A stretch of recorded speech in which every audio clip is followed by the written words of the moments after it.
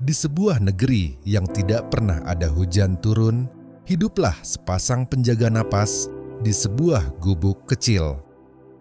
Rumah seorang penjaga mata air dan seorang penunggu angin. Suatu ketika, sebuah benih kecil mulai tumbuh di tengah-tengah gubuk kecil itu. Bukannya menyiramnya dengan air, sang penunggu angin justru merasa cemas.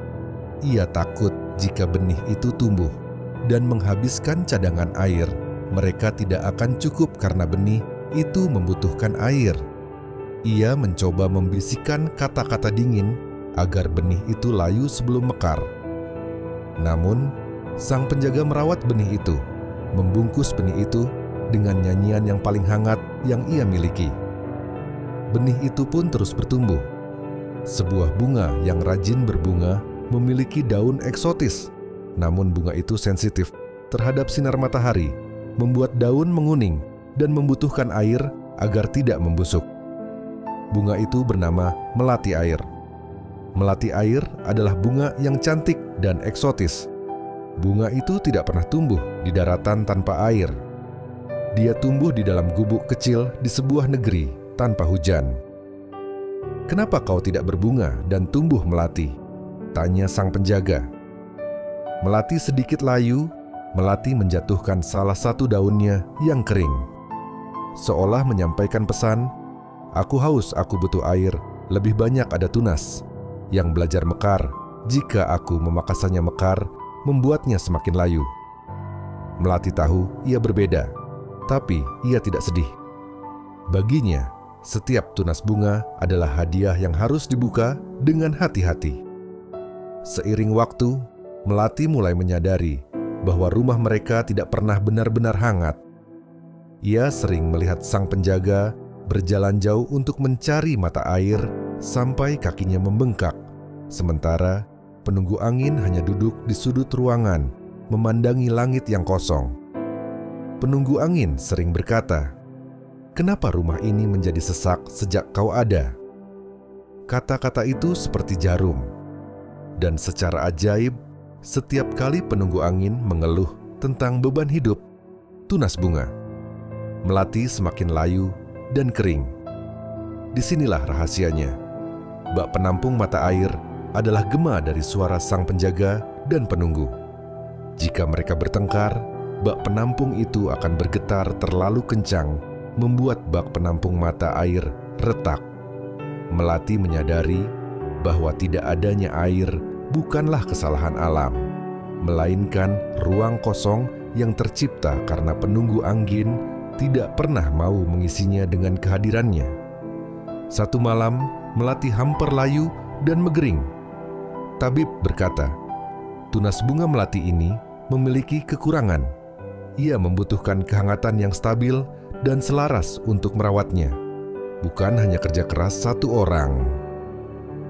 Sang penjaga mata air jatuh pingsan karena kelelahan.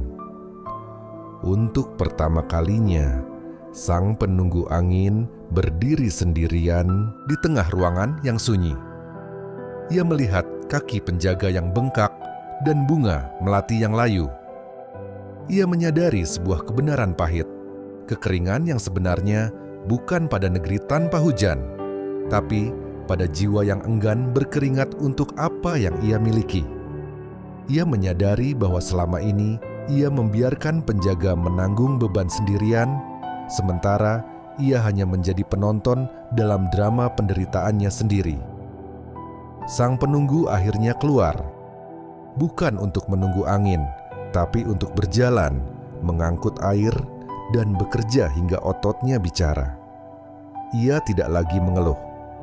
Setiap tetes keringatnya, ia niatkan sebagai wadah penampung untuk tunas bunga melati air. Ia belajar bahwa menjadi pemimpin bukan tentang memberi perintah, tapi tentang menjadi sandaran. Cerita berakhir bukan dengan kesembuhan total yang ajaib, tapi dengan pemandangan yang tenang. Sang penunggu angin sedang menyiram bunga melati air kecil dengan air jerih payahnya sendiri. Dan anehnya, tunas bunga melati mulai segar dan mekar. Ternyata kesadaran dan tanggung jawab adalah sumber kehidupan. Apakah ada retakan dalam hidup kita yang sebenarnya berakar dari penolakan di masa lalu? Kita merasa tidak cukup baik, bukan karena kemampuan kita, tapi karena kita membawa sisa-sisa suara penolakan. Menyembuhkan diri dimulai dengan menyadari bahwa kita layak ada di sini, terlepas dari bagaimana awal kedatangan kita. Ketika seseorang berhenti bergerak, beban sekecil apapun akan terasa berat, karena seringkali bergantung pada perubahan dari luar. Jangan memikul semuanya sendirian sampai hancur, karena ada yang merasakan setiap retakan di jiwamu. Kita tidak bisa mengubah bab pertama dari buku, tapi kita adalah penulis untuk bab-bab selanjutnya. Jangan terlalu fokus menyesali mengapa jendela itu retak, sampai kau lupa bahwa cahaya matahari masih bisa masuk melalui celah retakan tersebut. Seringkali yang membuat seseorang layu bukanlah teriknya matahari dunia, melainkan dinginnya penolakan di dalam rumah sendiri. Namun ingatlah, seburuk apapun bab pertama yang tertulis dalam riwayatmu, jemarimu masih memegang pena untuk menulis bab-bab selanjutnya. Jangan menunggu hujan turun dari langit untuk mulai mencintai. Jadilah mata air itu sendiri, karena dalam setiap tetes tanggung jawab ada kehidupan yang sedang menunggu untuk mekar.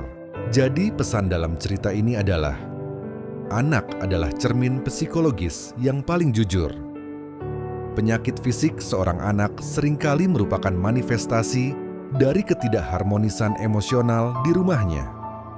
Wadah yang retak adalah simbol dari kasih sayang yang retak, yang diisi oleh penjaga mata air, namun terbuang karena penolakan penunggu angin. Jika cerita ini berbicara padamu, kamu tidak sendirian. Kita akan bertemu lagi di cerita berikutnya.